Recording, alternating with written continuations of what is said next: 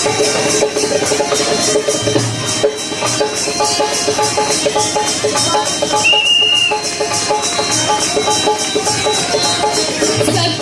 दे नौकर आए,